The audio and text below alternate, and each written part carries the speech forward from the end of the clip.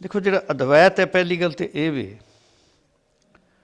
धर्म शास्त्र की जी सिखरली प्रॉब्लम है वो द्वैत अद्वैत है।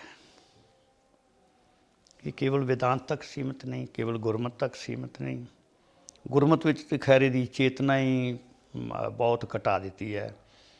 जिहड़े ते साडे पुराने हुंदे सन निर्मले आदि, जिहड़े शास्त्र नूं जानन वाले सन, धर्म दीआं बारीकियां समझदे सन, वो सिख पंथ नूं अद्वैत पंथ ही मनदे सन। सिंह सभा लहर आई उस दिन भी जिहड़ा सी उत्थे गल सिंह सभा की हुई, तो फिर बाद विच किसी ने कहा भी नहीं सिंह सभा की बड़ी वड्डी कंट्रीब्यूशन है और सिंह सभा नूं असीं उहदी आलोचना नहीं कर सकते। नहीं, आलोचना करन दा कोई मकसद ही नहीं। सिंह सभा की एक वक्त की लोड़ सी, जिहड़ियां लहरां उठदियां ने उन्हां दे जिथे वो पॉजिटिव काम होंदे ने, कुछ ना कुछ नाल नैगेटिविटी जिहड़ी है वो आ जाती है। उस वेले सानू किहड़ी लोड़ है? साडी वड्डी लोड़ की है? वड्डी लोड़ है साडी कि हिंदू मत नालों नखेड़ना है। नखेड़ना इस करके है कि सिख मत जिहड़ा सी हिंदू मत विच जजब हो रहा सी। तो इस करके सिंह सभा का मुख उद्देश की सी? हम हिंदू नहीं। और ये उस समय की लोड़ है, ये कोई प्रॉब्लम नहीं। पर जदों हुण असीं कहा हम हिंदू नहीं, उहदे कुछ ना कुछ नैगेटिव असर भी हो गए। कुछ लोग जिहड़े सन कि कहंदे सन कि नहीं सिख हिंदू एक ही है और हम तो भाई हैं हमारे, वो जिहड़ी भावना सी किते ना किते उहनूं सट जिहड़ी लगी कि लोगों ने सोचा कि नहीं हुण इह ते वखरे हो के बह गए ने, इस करके साडा इन्हां नाल कोई वास्ता नहीं। तो अगे फिर असीं वेखिया भी हिंदुआं विचों सिख बनने बंद हो गए। तो किते ना किते उहदा कोई ना कोई असीं देखते हैं कि किते नुकसान भी हो जाता है। हुण जिहड़ी चेतना सिंह सभा लहर लैके आई है ना, तुसीं उहदे च बहुत वड्डे बदलाव ने। सब तो पहला कि जो कुछ पुरानियां संप्रदावां मनदियां ने, संप्रदावां नूं सिख मत दियां विरोधी समझ के रिजैक्ट ही कर दिता गया। ये नहीं वेख्या कि इन्हां दी कंट्रीब्यूशन कितनी है और इन्हां दा चिंतन कितना है, वो सारियां चीज़ां छड्डतियां। ये इस किस्म का एक विद्रोह पैदा होया सिक्खी च कि कर्मखंड के जिहड़े ने अर्थ बदल के रख दिते। कर्मखंड जिहड़ा है उस दिन गल हुई सी, उस दिन मैनूं ध्यान नहीं सी। जिहड़ा कर्म है जिहड़ा संस्कृत वाला शब्द है आम तौर पर, क्योंकि जिहड़ियां आम तौर पर असीं कह सकते हैं बाणी दे विच 100% असीं कहीए भी ग्रामर विच बद्धा होया तो नहीं, एक्सैप्शन रह जांदियां हुंदियां ने, एक्सैप्शन हुंदियां ने।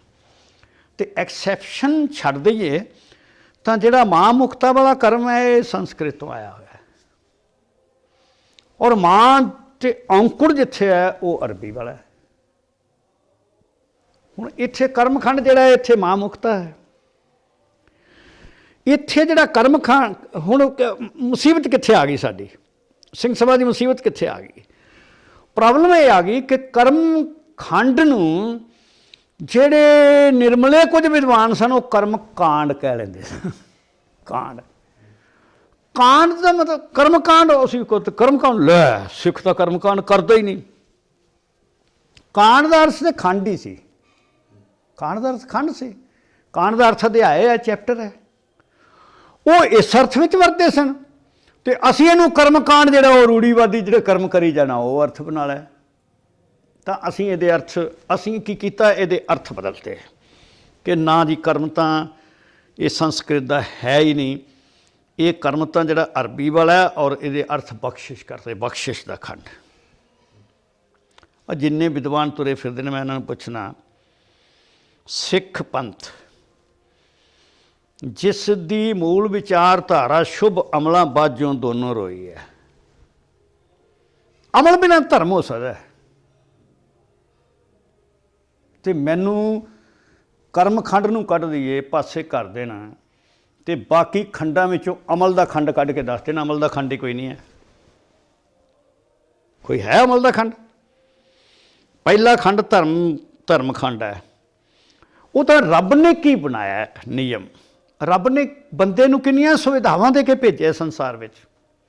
ਉਹਦੀ ਕਿੰਨੀ ਬਖਸ਼ਿਸ਼ ਹੋਈ। ਰਾਤੀ ਰੁੱਤੀ ਥਿੱਤੀ ਵਾਰ ਪਵਨ ਪਾਣੀ ਅਗਨੀ ਪਤਾ, ਇੰਨਾ ਸੁਖਦ ਵਾਤਾਵਰਨ ਬਣਾ ਕੇ ਤਿਸ ਵਿੱਚ ਧਰਤੀ ਥਾਪ ਰੱਖੀ ਧਰਮਸਾਲ, ਤਿਸ ਵਿੱਚ ਜੀ ਜੁਗਤੀ ਕੇ ਰੰਗ। ਨਾਨਾ ਪ੍ਰਕਾਰ ਦੇ ਜੀਵ ਬਣਾਉਣ ਤੋਂ ਪਹਿਲਾਂ ਇੰਨਾ ਸੁੰਦਰ ਉਹਨਾਂ ਵਾਸਤੇ ਸੁਖਦਾਈ ਵਾਤਾਵਰਨ ਰੱਬ ਨੇ ਸਿਰਜਿਆ। ਤੇ ਹੁਣ ਉਹ ਕਹਿੰਦੇ ਕਿ ਉਹਦੇ ਵਿੱਚ ਕੀ ਹੈ, ਕਰਮੀ ਕਰਮੀ ਹੋਏ ਵਿਚਾਰ, ਕਰਮ ਦੇ ਉੱਤੇ ਵਿਚਾਰ ਹੋਵੇਗੀ। ਇਹ ਹੈ ਸਾਮਾਨਿਆ ਗਿਆਨ, ਜਿਹੜਾ ਬੰਦੇ ਨੇ ਪਹਿਲੀ ਪ੍ਰਥਮ ਜਿਹੜੀ ਅਵਸਥਾ ਹੈ ਉਹਦੇ ਵਿੱਚ ਉਸ ਨੂੰ ਹੋਣਾ ਚਾਹੀਦਾ ਹੈ। ਬਾਕੀ ਤਾਂ ਸਾਰਾ ਕੁਝ ਗਿਆਨ ਹੀ ਹੈ, ਇੰਨਾ ਹੋਣਾ ਚਾਹੀਦਾ ਕਿ ਹਾਂ ਬਈ ਕਰਮ ਦਾ ਹਿਸਾਬ ਦੇਣਾ ਪਵੇਗਾ। ਹੁਣ ਉਹ ਕਰਮ ਤੇ ਤੱਕ ਹਿਸਾਬ ਦੇਣਾ ਚਾਹੀਦਾ ਤਾਂ ਉਹਦੇ ਵਾਸਤੇ ਕਿਹੜੀਆਂ ਚੀਜ਼ਾਂ ਉਹਦੇ ਐਸੈਂਸ਼ੀਅਲ ਕੀ ਨੇ? ਉਹਦੇ ਲਈ ਪਹਿਲਾ ਹੈ ਕਿ ਗਿਆਨ ਦੀ ਸਾਧਨਾ, ਗਿਆਨ ਖੰਡ 'ਚ ਆ ਗਿਆ, ਨਾਨਾ ਪ੍ਰਕਾਰ ਦਾ ਗਿਆਨ ਪ੍ਰਾਪਤ ਕਰਨਾ। ਔਰ ਤੁਸੀਂ ਵੇਖੋ ਕਮਾਲ ਦੀ ਗੱਲ, ਤੁਸੀਂ ਦੇਖੋ, ਤੁਸੀਂ ਇਹ ਸਾਰੀ ਪੌੜੀ ਨੂੰ ਪੜ੍ਹ ਲਓ, ਇਹਦੇ ਵਿੱਚ ਨਾਮ ਦਾ ਗਿਆਨ, ਰੱਬ ਦਾ ਗਿਆਨ ਕੋਈ ਨਹੀਂ ਹੈ। ਸਾਰੇ ਗਿਆਨ ਸੰਸਾਰਿਕ ਗਿਆਨ ਨੇ, ਸਾਰੇ ਗਿਆਨ ਸੰਸਾਰਿਕ ਗਿਆਨ ਨੇ। ਕਵਿਤਾ ਦਾ ਹੈ, ਨਾਦ ਵਿਨੋਦ, ਡਰਾਮਿਆਂ ਡਰੂਮਿਆਂ ਸਾਰਾ ਕੁਛ ਹੈ। ਰੱਬ ਦੇ ਗਿਆਨ ਦੀ ਗੱਲ ਨਹੀਂ। ਗਿਆਨ ਔਰ ਨਾਨਾ ਪ੍ਰਕਾਰ ਦਾ ਗਿਆਨ, ਇਤਿਹਾਸ ਦਾ ਗਿਆਨ, ਸਮੁੰਦਰ ਦਾ ਗਿਆਨ, ਖਗੋਲ ਦਾ ਗਿਆਨ, ਹਰ ਚੀਜ਼ ਦਾ ਗਿਆਨ ਇਹਦੇ ਵਿੱਚ ਦੱਸਿਆ ਹੋਇਆ। ਇੰਨੇ ਪ੍ਰਕਾਰ ਦਾ ਗਿਆਨ ਕਿਸੇ ਯੂਨੀਵਰਸਿਟੀ 'ਚ ਪੜ੍ਹਾਇਆ ਨਹੀਂ ਜਾਂਦਾ ਜਿੰਨਾ ਇਸ ਵਿੱਚ ਵਰਣਿਤ ਹੋਇਆ ਹੋਇਆ, ਜਿੰਨੇ ਪ੍ਰਕਾਰ ਦਾ ਗਿਆਨ ਵਰਣਿਤ ਹੋਇਆ ਹੋਇਆ। ਹੁਣ ਇਹ ਗਿਆਨ ਪ੍ਰਾਪਤ ਕਰਕੇ ਤੇ ਫਿਰ ਗਿਆਨ ਨਾਲ ਅੰਤਰਾਤਮਾ ਨੂੰ ਸਾਧਨਾ, ਗਿਆਨ ਨੂੰ ਅੰਦਰ ਉਤਾਰਨਾ, ਉਹ ਹੈ ਜਿਹੜਾ ਤੁਹਾਡਾ ਤੀਜਾ ਜਿਹੜਾ ਹੈ ਸ਼ਰਮ ਖੰਡ ਵਾਲਾ। ਤਿੱਥੇ ਕਰੀਏ ਸੁਰਤ ਮਤ ਮਨ ਬੋ, ਤਿੱਥੇ ਕਰੀਏ ਸੁਰਤ ਸਿਦਾ ਕੇ ਸੁਧ। ਕਿ ਗਿਆਨ ਦੇ ਨਾਲ ਜਿਹੜਾ ਹੈ ਸੁਰਤੀ, ਚੇਤਨਾ, ਮਨ, ਬੁੱਧੀ, ਅਹੰਕਾਰ, ਇਹ ਸਾਰਾ ਕੁਛ ਘੜਨਾ ਹੈ, ਗਿਆਨ ਨੂੰ ਅੰਦਰ ਉਤਾਰਨਾ ਹੈ। ਗਿਆਨ ਇਹ ਨਹੀਂ ਕਿ ਉੱਤੇ ਉੱਤੇ ਪ੍ਰਾਪਤ ਕੀਤਾ ਤੇ ਖਤਮ ਹੋ ਗਿਆ ਕੰਮ, ਨਹੀਂ। ਇਸ ਗਿਆਨ ਜੋ ਕੁਝ ਪ੍ਰਾਪਤ ਕੀਤਾ ਇਸ ਨੂੰ ਅੰਦਰ ਤੱਕ ਲਿਜਾਣਾ, ਔਰ ਅੰਦਰ ਤੱਕ ਲਿਜਾਣ ਤੋਂ ਬਾਅਦ ਕੀ ਹੈ, ਫਿਰ ਉਸ ਨੂੰ ਅਮਲ 'ਚ ਪ੍ਰਗਟ ਕਰਨਾ। ਪਹਿਲਾਂ ਆਪਣੇ ਆਪ ਨੂੰ ਸਾਧਣਾ, ਕਿਉਂਕਿ ਜੇ ਸਾਧਾਂਗੇ ਨਹੀਂ ਤੇ ਅਮਲ ਠੀਕ ਕਿੱਥੋਂ ਹੋਏਗਾ। ਤੇ ਫਿਰ ਪ੍ਰੈਕਟਿਸ ਵਿੱਚ, ਵਿਵਹਾਰ ਵਿੱਚ ਉਸ ਨੂੰ ਲਿਆਉਣਾ। ਉਹ ਕਰਮਖੰਡ 'ਚ ਸੀ, ਜਿੱਥੇ ਜੋਧ ਮਹਾਬਲ ਸੂਰ, ਉੱਥੇ ਜੋਧੇ ਮਹਾਬਲੀ ਸੂਰਬੀਰ। ਉਹ ਕਿਹੜੇ ਚਾਹੀਦੇ ਨੇ? ਜਿਹੜੇ ਸ਼ੁਭ ਅਮਲ ਕਰ ਸਕਣ, ਜਿਨ੍ਹਾਂ ਦਾ ਯੋਧਿਆਂ ਵਰਗਾ ਵਿਚਰਨ ਹੋਵੇ, ਜੋ ਕਾਮ ਕਰੋ ਲੋਭ ਮੋਹ ਹੰਕਾਰ ਤੋਂ ਨਿਰਲੇਪ ਹੋ ਕੇ ਸੰਸਾਰ ਦੇ ਵਿੱਚ ਜਿਹੜਾ ਹੈ ਸ਼ੁਭ ਅਮਲ ਵਾਸਤੇ ਕੇਵਲ ਆਪ ਹੀ ਨਹੀਂ ਸ਼ੁਭ ਅਮਲ ਵਿੱਚ ਵਿਚਰਨ ਕਰਨ, ਬਲਕਿ ਸ਼ੁਭ ਅਮਲ ਵਾਸਤੇ ਜੂਝ ਮਰਨ। ਉਹ ਯੋਧੇ ਸੂਰਬੀਰ ਚਾਹੀਦੇ ਨੇ। ਹੁਣ ਅਸੀਂ ਕੀ ਕੀਤਾ ਕਿ ਉੱਥੇ ਬਖਸ਼ਿਸ਼ ਦਾ ਖੰਡ ਲੈ ਆਂਦਾ, ਅਮਲ ਮਾਈਨਸ ਹੋ ਗਿਆ ਸਿੱਖੀ 'ਚੋਂ, ਜਿਹੜਾ ਕਿ ਸੱਚੋਂ ਔਰੈ ਸਭ ਕੋ ਉੱਪਰ ਸੱਚ ਆਚਾਰ ਅਸੀਂ ਕਹਿੰਦੇ ਹਾਂ, ਉਹ ਸਾਡੀ ਜਿਹੜੀ ਇਹ ਪੰਜ ਖੰਡੀ ਸਾਧਨਾ ਸੀ ਇਹਦੇ 'ਚੋਂ ਮਾਈਨਸ ਹੋ ਗਿਆ। ਕਾਰਨ ਕੀ ਹੈ? ਕਾਰਨ ਸਿਰਫ ਅਰਥ ਬਦਲਣ ਕਰਕੇ ਹੈ ਕਿ ਇਸ ਕਰਮ ਨੂੰ ਅਸੀਂ ਬਣਾ ਹੀ ਅਰਬੀ ਦਾ ਦਈਏ, ਅਰਬੀ ਦਾ ਬਣਾ ਦੇਣਾ, ਬਖਸ਼ਿਸ਼ ਦਾ ਖੰਡ ਹੋ ਜਾਏਗਾ। ਬਖਸ਼ਿਸ਼ ਦਾ ਖੰਡ ਤੇ ਸੱਚਖੰਡ ਹੈ। ਸੱਚਖੰਡ ਕੀ ਹੈ ਫਿਰ? ਉਹਦੇ ਬਖਸ਼ਿਸ਼ ਦਾ ਖੰਡ ਹੀ ਹੈ। ਸਤ ਸਵਰੂਪ ਹੋਣਾ, ਬਖਸ਼ਿਸ਼ ਨਾਲੋਂ ਵੀ ਜ਼ਰੂਰੀ ਚੀਜ਼ ਕਿਹੜੀ ਹੈ? ਸਚਿਆਰ ਬਣਨਾ, ਸੱਚਖੰਡ ਵਿੱਚ ਪ੍ਰਵੇਸ਼। ਜਿਹੜਾ ਲਕਸ਼ ਹੈ ਕਿ ਉਹ ਸਚਿਆਰਾ ਹੋਈ ਹੈ, ਉਹ ਪੂਰਾ ਹੋ ਜਾਂਦਾ ਜਾ ਕੇ ਸੱਚਖੰਡ ਵਿੱਚ। ਤਾਂ ਸੱਚਖੰਡ ਤਾਂ ਰੱਬ ਦੀ ਆਪਣੀ ਮਿਹਰ ਹੈ। ਅਤੇ ਇਸ ਕਰਕੇ ਅਮਲ ਜਿਹੜਾ ਸੀ ਉਹਨੂੰ ਮਾਈਨਸ ਨਹੀਂ ਸੀ ਕੀਤਾ ਜਾ ਸਕਦਾ। ਤਾਂ ਸਾਡੀ ਇਹ ਪ੍ਰੋਬਲਮ ਆ ਗਈ ਕਿ ਅਦਵੈਤ ਦੇ ਸੰਬੰਧ ਵਿੱਚ ਵੀ ਸਾਡੀਆਂ ਧਾਰਨਾਵਾਂ ਇੱਥੇ ਟਿਕ ਗਈਆਂ ਕਿ ਅਦਵੈਤ ਤਾਂ ਵੇਦਾਂਤਿਕ ਹੈ, ਇਸ ਕਰਕੇ ਸਿੱਖੀ ਦਾ ਕੋਈ ਵਾਸਤਾ ਨਹੀਂ ਹੋ ਸਕਦਾ। ਅਦਵੈਤ ਦਾ ਕਿਸੇ ਇੱਕ ਫਲਸਫੇ ਨਾਲ ਕੋਈ ਰਿਲੇਸ਼ਨ ਨਹੀਂ ਹੈ। ਜਦੋਂ ਅਸੀਂ ਪੜ੍ਹਦੇ ਹਾਂ, ਕ੍ਰਿਸਚੈਨਿਟੀ ਪੜ੍ਹਾਂਗੇ, ਤ੍ਰਿਏਕ ਦੀ ਸਮੱਸਿਆ ਕੀ ਹੈ? ਦਵੈਤ ਦੀ ਸਮੱਸਿਆ, ਦਵੈਤ ਵਾਲਾ ਰਸਤਾ ਹੈ। ਕ੍ਰਾਈਸਟ ਕਹਿ ਰਿਹਾ ਹੈ, ਹੇ ਮੇਰੇ ਪ੍ਰਭੂ ਤੂੰ ਇਹ ਕਰਦੀ, ਉਹਦੇ ਅੱਗੇ ਪ੍ਰਾਰਥਨਾ ਕਰ ਰਿਹਾ। ਦੂਜੇ ਪਾਸੇ ਕਹਿ ਰਿਹਾ ਕਿ ਮੇਰੇ ਤੇ ਪ੍ਰਭੂ 'ਚ ਕੋਈ ਅੰਤਰ ਨਹੀਂ ਹੈ। ਤੀਜੀ ਆਤਮਾ ਪਵਿੱਤਰ ਰੂਹ ਹੈ ਵਿੱਚ, ਪਵਿੱਤਰ ਆਤਮਾ ਦੀ ਪ੍ਰੋਬਲਮ ਹੈ। ਤਿੰਨ ਹੋਂਦ ਦਿਸਦੀਆਂ ਨੇ। ਹੁਣ ਇਹਦਾ ਬਿਆਨ ਕਿਵੇਂ ਕੀਤਾ ਜਾਏ? ਇੱਕ ਹੋਂਦ ਕਿਵੇਂ? ਤਾਂ ਇੱਕ ਹੋਂਦ ਬਣਾਉਣ ਦੀ ਚੇਸ਼ਟਾ ਕਿ ਨਹੀਂ, ਹੋਂਦ ਦੀ ਏਕਤਾ ਹੈ। ਉਹਦੇ ਵਾਸਤੇ ਟ੍ਰਿਨਿਟੀ ਦਾ, ਤ੍ਰਿਏਕ ਦਾ ਸਿਧਾਂਤ ਉਹਨਾਂ ਨੇ ਬਣਾਇਆ ਕਿ ਭਾਵੇਂ ਕ੍ਰਾਈਸਟ ਕਹਿੰਦਾ ਹੈ, ਭਾਵੇਂ ਕ੍ਰਾਈਸਟ ਆਪਣੇ ਨਾਲੋਂ ਵੱਖ ਰੱਬ ਨੂੰ ਦੱਸਦਾ ਹੈ, परंतु वास्तव में की है कि वो आप ही वो परमात्मा है, वो आप ही पवित्र रूह है। तिन्ने चीज़ां वो आप ही है, रब विच, क्राइस्ट विच ते पवित्र रूह दे विच कोई अंतर नहीं है। ये ट्रिनिटी का सिद्धांत है, तुसीं पढ़िया होना। इस्लाम दे विच असीं की देखते हैं कि इस्लाम जिहड़ा जिसनूं वो प्योर इस्लाम कहंदे ने, मैं तो नहीं कहांगा क्योंकि सूफी तो कहते सन साडा मत प्योर अद्वैत है, पर प्योर इस्लाम साडे कोल है, उन्हां कोल नहीं है। वो जिहड़ा शरई इस्लाम है उहदे विच उसनूं वो बिल्कुल द्वैतवादी धर्म मानते हैं, परंतु उस द्वैतवाद का सूफियां ने रज के खंडन किया होया है। सूफी पक्के अद्वैतवादी सन। कईयां ने भी कहता भी भारतीय अद्वैत का उन्हां ते फर्क जिहड़ा सी किते असर हो गया, तो तां वो गिन लैणगे फलाना सूफी बगदाद तो इत्थे आया या फलाना हिंदू उत्थे चला गया। नहीं, अद्वैत का चिंतन हर धार्मिक जिहड़ा हर धार्मिक समुदाय विच जिहड़े दार्शनिक लोग पैदा होणगे उन्हां दी समस्या जिहड़ी सिखरली समस्या वो तो अद्वैत है। होंद एक है या होंद अनेक है, ये प्राइमरी समस्या है। सो जिहड़ा सी इस्लाम है हुण ये गंभीर इन्नी है कि जेकर तुसीं द्वैतवाद विच यकीन करदे हो तो दो होंद तुहानूं बनाणियां पैणगीਆਂ उपरलियां, ਜਿਹੜੀਆਂ संसार ਨੂੰ ਚਲਾਉਂਦੀਆਂ ਨੇ ਉਹ दो बनाणियां पैणगीਆਂ। क्योंकि जेकर रब चों बदी निकल नहीं सकती, रब चों बदी निकल नहीं सकती। संसार दे विच बदी दिसदी है, जदों तुसीं द्वैतवादी चिंतन में हो तो बदी तुहानूं दिसेगी, चंगियाई ते बुराई दो चीज़ां दिसणगीਆਂ। हुण समस्या ये आ जाती है कि जेकर रब एक है बदी कित्थों आ गई। फिर उन्होंने इसनूं कवर करने वास्ते की बनाया, सैटन बनाया, शैतान है वो बदी बनाउंदा है ते बदी नूं चलांदा है। हुण रब जिहड़ा है वो तो चला रहा नेकी नूं, चंगियाई नूं, शैतान जिहड़ा वो चला रहा बुराई नूं। तो रब दा शरीक हो गया भाई, दो होंद आ गईआं। ये ठीक है, उन्होंने व्याख्या करने का यतन किया कि तदों तक है जदों तक क्यामत का दिहाड़ा नहीं आता, पर क्यामत तक तो रब की होंद नूं चैलेंज हो गया ना।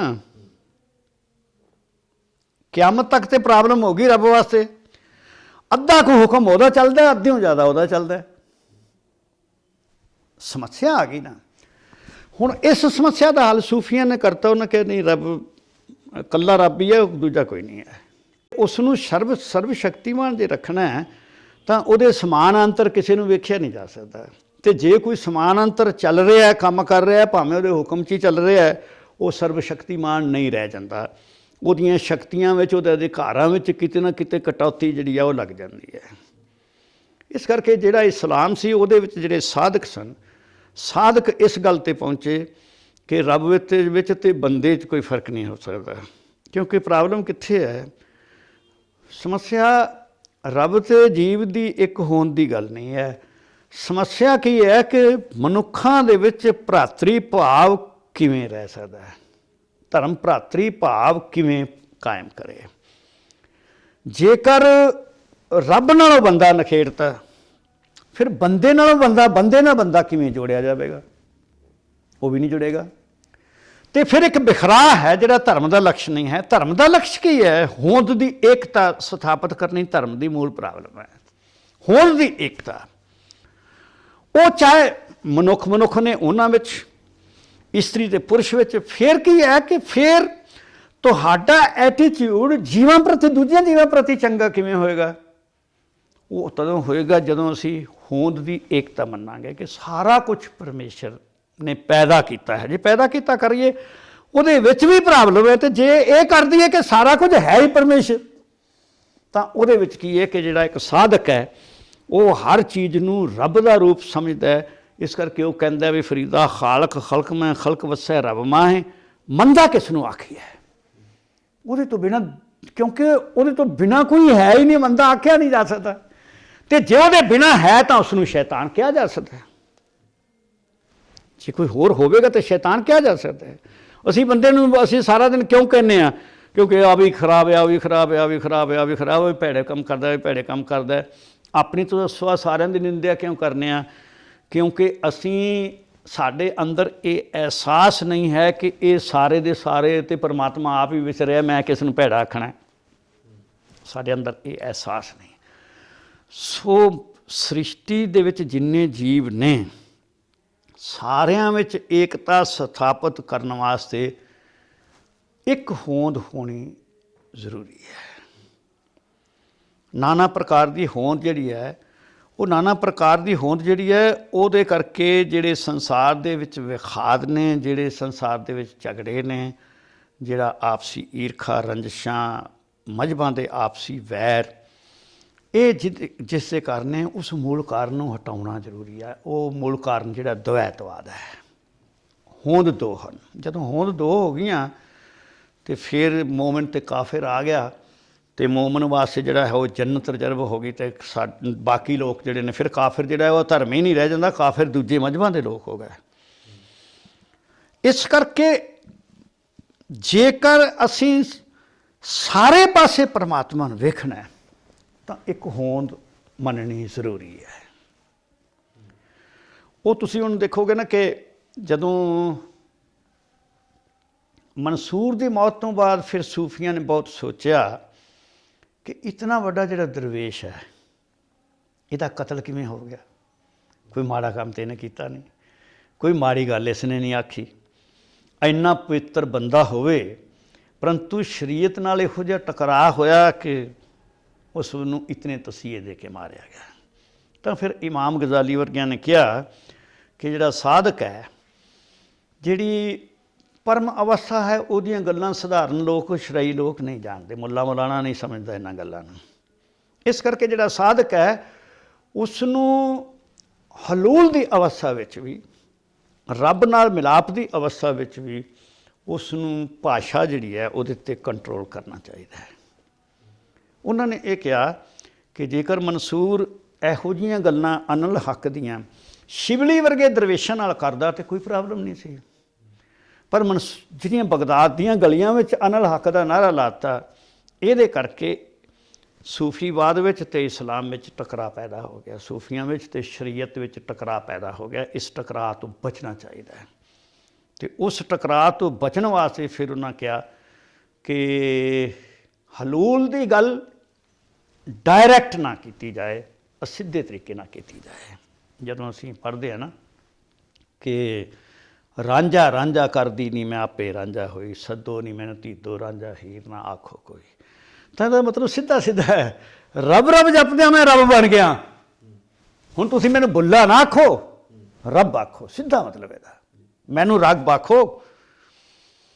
ਤੋ ਉਹ ਕਹਿੰਦੇ ਨਾ ਵੀ ਝੂਠ ਆਖਾਂ ਤਾਂ ਕੁਝ ਸੱਚ ਆਖਿਆ ਭਾਂਬੜ ਮੱਚਦਾ ਹੈ, ਝੂਠ ਆਖਾਂ ਤਾਂ ਕੁਝ ਬਚਦਾ ਹੈ, ਦਿਲ ਦੋਹਾਂ ਗੱਲਾਂ ਤੋਂ ਚੱਕਦਾ। ਬਸ ਐਸੇ ਇਹੀ ਪ੍ਰੋਬਲਮ ਹੈ।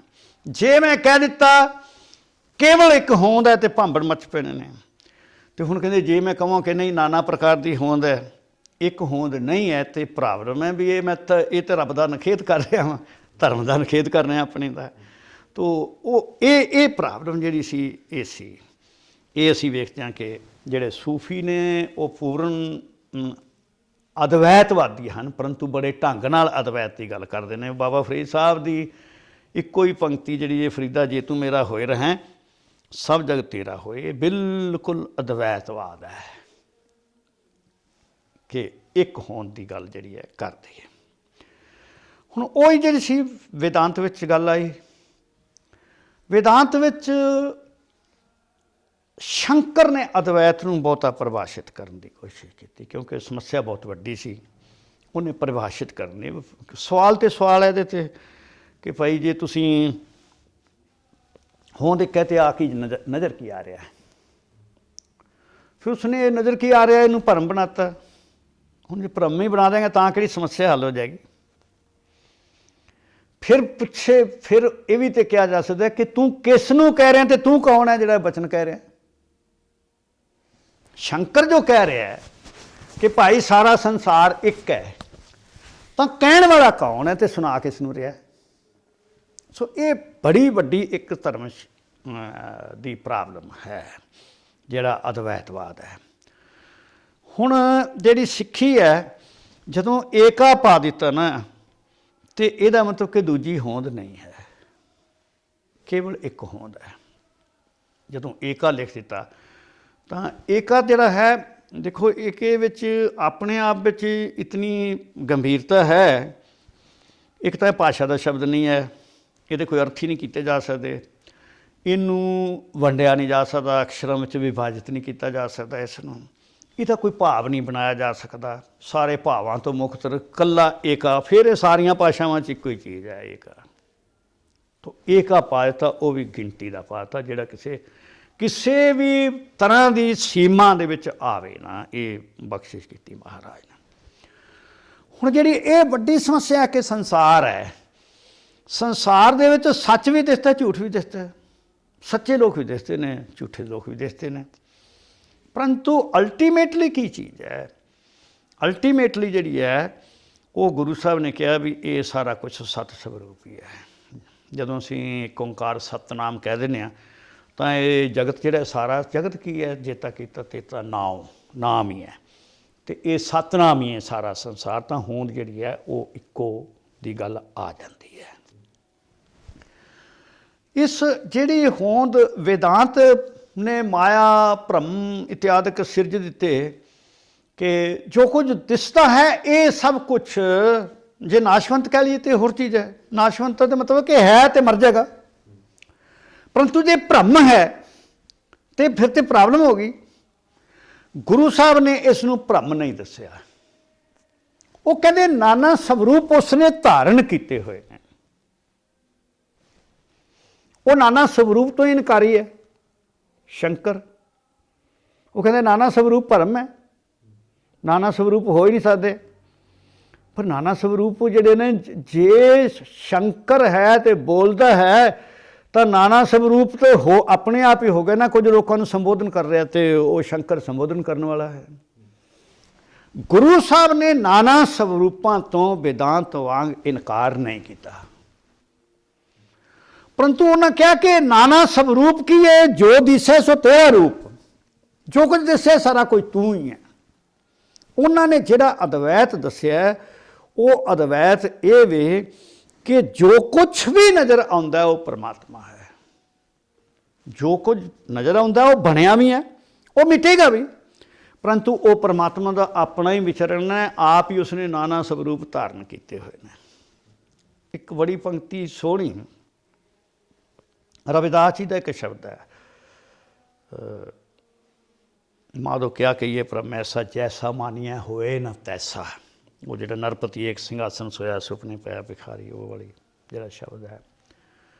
ਦੋ ਪੰਕਤੀਆਂ ਉਹਦੇ ਵਿੱਚ ਜਿਹੜੀਆਂ ਅਸੀਂ ਸਮਝ ਲਈਏ ਕਿ ਵੇਦਾਂਤ ਜਿਹੜਾ ਸੀ, ਅਦਵੈਤ ਵੇਦਾਂਤ, ਇਹਦੇ ਵਿੱਚ ਇੱਕ ਬਹੁਤ ਵੱਡਾ ਪ੍ਰਮਾਣ ਜਿਹੜਾ ਸੀ ਉਹ ਰੱਸੀ ਅਤੇ ਸੱਪ ਦਾ ਹੁੰਦਾ ਸੀ। ਸ਼ੰਕਰ ਕਹਿੰਦਾ ਵੀ ਜਿਵੇਂ ਅੰਧੇਰੇ ਵਿੱਚ ਰੱਸੀ ਜਿਹੜੀ ਹੈ ਉਹ ਸੱਪ ਨਜ਼ਰ ਆਉਂਦੀ ਹੈ, ਸੰਸਾਰ ਇਸੇ ਤਰ੍ਹਾਂ ਹੈ। ਪਰ ਇਹ ਆਪਣੇ ਆਪ ਵਿੱਚ ਹੀ ਇੱਕ ਹੋਂਦ ਦਾ ਖੰਡਨ ਹੈ, ਕਿਉਂਕਿ ਰੱਸੀ ਵੀ ਹੈ ਅਤੇ ਸੱਪ ਵੀ ਹੈ ਨਾ। ਰੱਸੀ ਜਿਹੜੀ ਸੱਪ ਨਜ਼ਰ ਆਏਗੀ ਤਾਂ ਹੀ ਨਜ਼ਰ ਆਏਗੀ ਨਾ, ਤੇ ਜੇ ਰੱਸੀ ਵੀ ਹੋਵੇ ਅਤੇ ਸੱਪ ਵੀ ਹੋਵੇ, ਅੰਧੇਰਾ ਵੀ ਹੋਵੇ ਅਤੇ ਚਾਨਣ ਵੀ ਹੋਵੇ, ਅੰਧੇਰੇ 'ਚ ਹੀ ਨਜ਼ਰ ਆਉਂਦੀ ਨਾ। ਦਿਨ ਵਿੱਚ ਤਾਂ ਦਿਸ ਵਿੱਚ ਤਾਂ ਦਿਨ ਤਾਂ ਉਹਨੇ ਰੱਸੀ ਨਜ਼ਰ ਆ ਜਾਣਾ। ਤਾਂ ਤੁਸੀਂ ਚਾਨਣ ਅਤੇ ਅੰਧੇਰਾ ਹੀ ਮੰਨ ਲਿਆ, ਤੁਸੀਂ ਰੱਸੀ ਅਤੇ ਸੱਪ ਵੀ, ਔਰ ਦੇਖਣ ਵਾਲਾ ਵੀ ਮੰਨ ਲਿਆ, ਦੇਖਣ ਵਾਲਾ ਵੀ ਮੰਨ ਲਿਆ ਤੁਸੀਂ। ਤਾਂ ਇੱਕ ਹੋਂਦ ਕਿਵੇਂ ਕਰ ਲਈ ਤੁਸੀਂ? ਤਾਂ ਰਵਿਦਾਸ ਜੀ ਕਹਿੰਦੇ ਨੇ ਰਾਜ ਭੁਯੰਗ ਪ੍ਰਸੰਗ ਜੈਸੇ ਹੈ। ਜਿਵੇਂ ਕਥਾ ਚੱਲੀ ਆਉਂਦੀ ਹੈ ਰੱਸੀ ਦੇ ਸੱਪ ਵਾਲੀ, ਇਹ ਇੱਕ ਪ੍ਰਮਾਣ ਚਲਿਆ ਆਉਂਦਾ ਹੈ। ਅਬ ਕਛ ਮਰਮ ਜਨਾਇਆ। ਇਹ ਸਿੱਖੀ ਵਿੱਚ ਅਦਵੈਤ ਨੂੰ ਪਰਿਭਾਸ਼ਿਤ ਕਰਨ ਵਾਸਤੇ ਬਹੁਤ ਸੁੰਦਰ ਦੋ ਪੰਕਤੀਆਂ ਹਨ। ਉਹ ਕਹਿੰਦੇ ਇਹ ਕਥਾ ਪੁਰਾਣਾਂ ਦੇ ਟਾਈਮ ਤੋਂ, ਪੁਰਾਣੇ ਕਾਲ ਤੋਂ ਇਹ ਇੱਕ ਪ੍ਰਮਾਣ ਜਿਹੜਾ ਹੈ ਦਰਸ਼ਨ ਦਾ ਚੱਲਿਆ ਆਉਂਦਾ ਹੈ ਕਿ ਰੱਸੀ ਜਿਵੇਂ ਸੱਪ ਨਜ਼ਰ ਆਉਂਦੀ ਹੈ ਅੰਧੇਰੇ ਦੇ ਵਿੱਚ। ਰਾਜ ਭੁਯੰਗ ਪ੍ਰਸੰਗ ਜੈਸੇ ਹੈ ਅਬ ਕਛ ਮਰਮ। ਕਹਿੰਦੇ ਹੁਣ ਮੈਨੂੰ ਕੁਝ ਸਮਝ ਆਈ ਹੈ, ਇਹ ਤਾਂ ਮੈਂ ਸੁਣਿਆ ਹੋਇਆ ਸੀ ਨਾ ਪ੍ਰਮਾਣ, ਇਹ ਤਾਂ ਚੱਲਿਆ ਆਉਂਦਾ ਪਿੱਛੋਂ।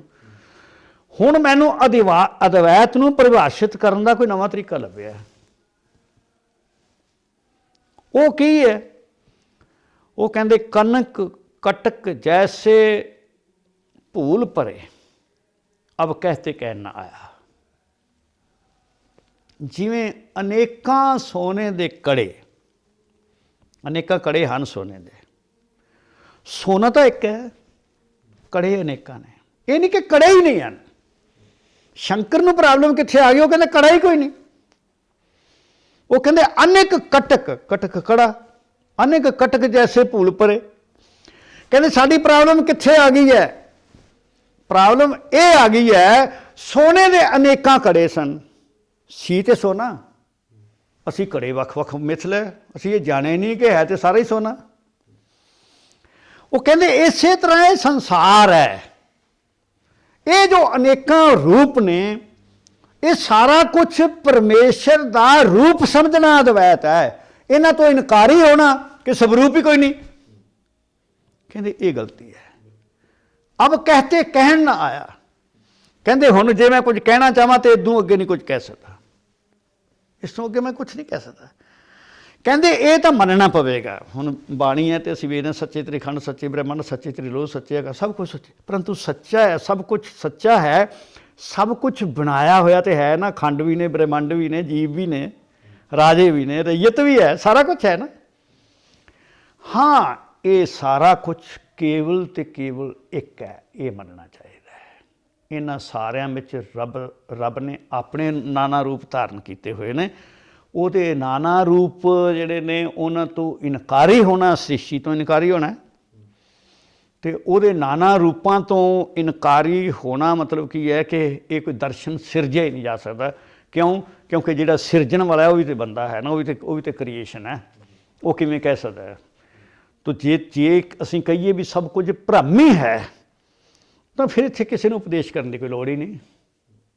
फिर तो उपदेश भी भ्रम है तो उपदेश करने वाला भी भ्रम है। सो गुरु जी ने कहा कि ये संसार भ्रम नहीं है, ये माया नहीं है, सत स्वरूप है।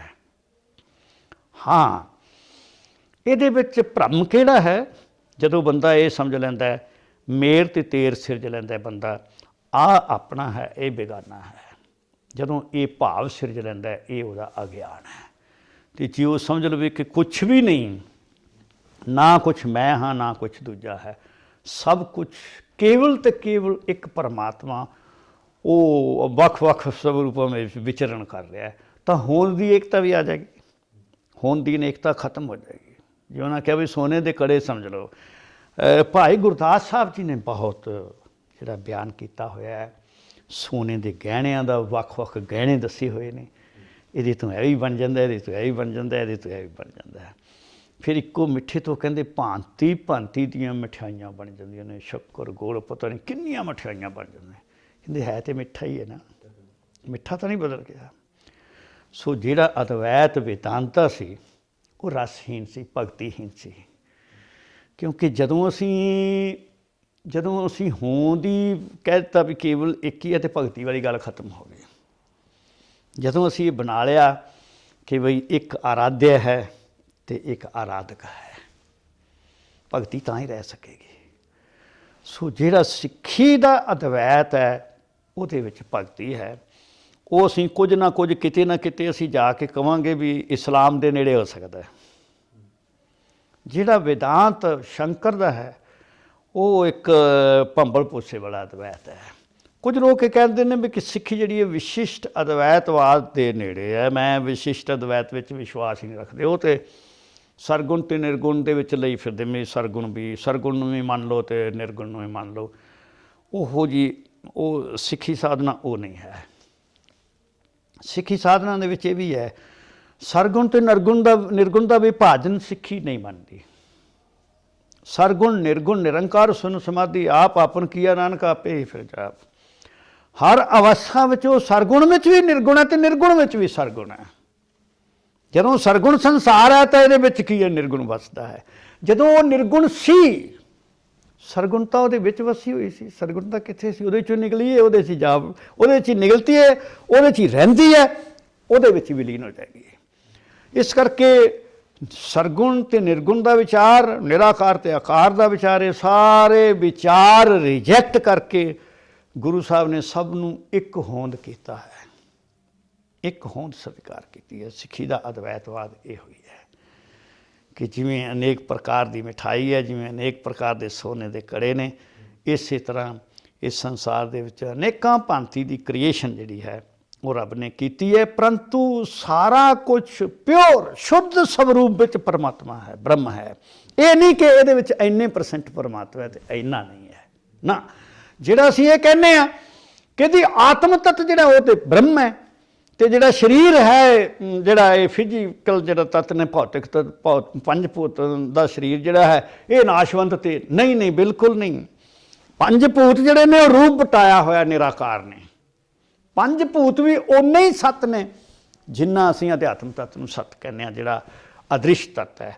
ਅਦ੍ਰਿਸ਼ਟ ਵਿੱਚ ਤੇ ਦ੍ਰਿਸ਼ਟਮਾਨ 'ਚ ਕੋਈ ਅੰਤਰ ਹੀ ਨਹੀਂ ਹੈ। ਸਿੱਖੀ ਵਿੱਚ ਦ੍ਰਿਸ਼ਟਮਾਨ ਤੇ ਅਦ੍ਰਿਸ਼ਟ ਵਿੱਚ ਕੋਈ ਅੰਤਰ ਨਹੀਂ ਹੈ। ਉਹ ਉਸਨੇ ਜਿਹੜਾ ਸੂਖਮ ਸੀ ਉਸਨੇ ਸਥੂਲ ਰੂਪ ਧਾਰਨ ਕੀਤਾ। ਜਦੋਂ ਉਸਨੇ ਰੂਪ ਹੀ ਧਾਰਨ ਕੀਤਾ ਤਾਂ ਫਿਰ ਅਸੀਂ ਇਹ ਕਿਵੇਂ ਕਹੀਏ ਕਿ ਇਹ ਇਨਫੀਰੀਅਰ ਰੂਪ ਹੈ ਤੇ ਉਹ ਸੁਪੀਰੀਅਰ ਰੂਪ ਹੈ? ਨਾ ਉਹ ਮਰਦਾ ਨਾ ਇਹ ਮਰਦਾ, ਇਹ ਵੀ ਪਰਿਵਰਤਿਤ ਹੁੰਦਾ, ਸਿਰਫ ਇਹ ਵੀ ਬਦਲਦਾ ਹੈ। ਪਾਣੀ में पानी हुआ, पानी 'ਚ पानी मिलेगी, मिट्टी 'ਚ मिट्टी मिलेगी, मरिया तो कुछ भी नहीं। कौन मुआ रे कौन मुआ? ਜਿਹੜਾ ਅਸੀਂ ਕਹਿ ਦਿੰਦੇ ਹਾਂ ਬੰਦਾ ਮਰ ਗਿਆ, ਸਰੀਰ ਮਰ ਗਿਆ, ਸੇ ਕਹਿੰਦੇ ਸਰੀਰ ਕਦੋਂ ਮਰ ਗਿਆ? ਕੌਣ ਮੁਆ ਰੇ ਕੌਣ ਮੁਆ? ਬ੍ਰਹਮ ਗਿਆਨੀ ਮਿਲ ਕਰੋ ਵਿਚਾਰੇ ਤੋਂ ਚਲਤ ਪਿਆ। ਚਲਤ ਪਿਆ ਮਤਲਬ ਜਿਹੋ ਜਿਹਾ ਸਵਰੂਪ ਸੀ, ਸਵਰੂਪ ਦੂਜੇ ਵਿੱਚ ਜਾ ਕੇ ਮਿਕਸ ਹੋ ਗਿਆ ਹੈ, ਉਹਨੇ ਰੂਪ ਬਦਲ ਲਿਆ, ਹੋਰ ਤਾਂ ਕੁਛ ਵੀ ਨਹੀਂ ਹੋਇਆ। ਸੋ ਇਸ ਕਿਸਮ ਦੀ ਜਿਹੜੀ ਸਿੱਖੀ ਦੀ ਉੱਤਮਤਾ ਹੈ, ਸਿੱਖੀ ਦੀ ਵਿਚਾਰਧਾਰਾ ਹੈ, ਉਹਨੂੰ ਸਾਨੂੰ ਸਮਝਣ ਦੀ ਲੋੜ ਹੈ। ਗੁਰੂ ਸਾਹਿਬ ਨੇ ਦਰਸ਼ਨ ਕਿਸੇ ਦੀ ਨਕਲ ਤੇ ਨਹੀਂ ਸਿਰਜਿਆ, ਕਿਸੇ ਦੇ ਵਿਰੋਧ ਵਿੱਚ ਵੀ ਨਹੀਂ ਸਿਰਜਿਆ। ਉਹਨਾਂ ਨੇ ਦਰਸ਼ਨ ਜਿੱਥੇ ਸੀ ਉਸ ਤੋਂ ਅੱਗੇ ਉਸ ਨੂੰ ਲੈ ਗਏ ਨੇ। ਜੋ ਓਂਕਾਰ ਦਾ ਚਿੰਤਨ ਸੀ ਉਹਦੇ ਅੱਗੇ ਏਕਾ ਵੀ ਲਾਇਆ ਤੇ ਉਸ ਦਾ ਵਿਸਤਾਰ ਮੂਲ ਮੰਤਰ ਵਿੱਚ ਦੱਸ ਕੇ ਉਸ ਚਿੰਤਨ ਨੂੰ ਅੱਗੇ ਲੈ ਗਏ ਨੇ। ਰਿਜੈਕਟ ਨਹੀਂ ਕੀਤਾ, ਪਿਛਲਾ ਚਿੰਤਨ ਰਿਜੈਕਟ ਵੀ ਨਹੀਂ ਕੀਤਾ, ਅੱਗੇ ਲੈ ਗਏ। ਸੋ ਇਸ ਕਰਕੇ ਜਿਹੜਾ ਅਦਵੈਤ ਹੈ ਸਿੱਖ ਮੱਤ ਵਿੱਚ, ਸਿੱਖ ਮੱਤ ਬਿਲਕੁਲ ਅਦਵੈਤਵਾਦੀ ਹੈ, ਪਰੰਤੂ ਅਦਵੈਤ ਦੀ ਉਹਦੀ ਵਿਆਖਿਆ ਆਪਣੀ ਹੈ। ਨਾ ਉਹ ਵੇਦਾਂਤਕ ਹੈ, ਨਾ ਅਸੀਂ ਉਸ ਨੂੰ 100% ਸੂਫੀਵਾਦ ਦੀ ਵਿਆਖਿਆ ਕਹਿ ਸਕਦੇ।